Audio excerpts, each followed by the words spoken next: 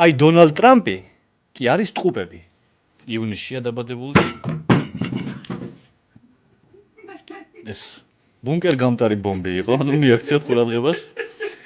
მოკლედ დონალდ ტრამპი არის ტყუპები ჰოროსკოპის ნიშნით და ნახოთ 28 თებერვალს როგორი დღე უნდა ჰქონოდა დონალდს. ახალი ნაცნობობის, სასიყვარულო პაემნებისა და სიყვარულის აღიარებისთვის მშვენიერი დრო.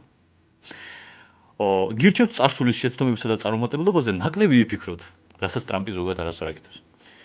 მომავლისკენ გაიხედოთ. პრობლემების მოგვარებისა და მიზნების მისაღწევად შეგიძლიათ დახმარება მეგობრებს ნეტანიაჰუს ან კოლეგებს თხოვოთ. მერცი. გამორიცხული არ არის, რომ სარისკო გადაწყვეტილებების მიღება მოგიწიოთ.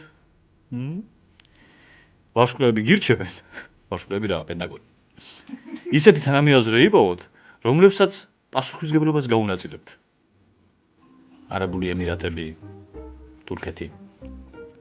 ამ დღეს სხვადასხვა იდეებსა და გეგმებზე ნაყოფიერად იმუშავებთ. თუ გასტრიტისკენ მიდრეკილება ჯობს უახლოესი დღეების მანძილზე დიეტა დაიცვათ.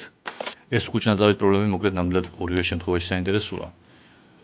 დონალდიც არ არის 19 წლის. ნუ აშკარად იმან უფრო ვერ მიხედა კუჩნაძავის პრობლემებს. იმ მცხონებულმა, მისი დარიქვა იყოს. ქვა რა ის ნანგრევები. სადაც მოყვა.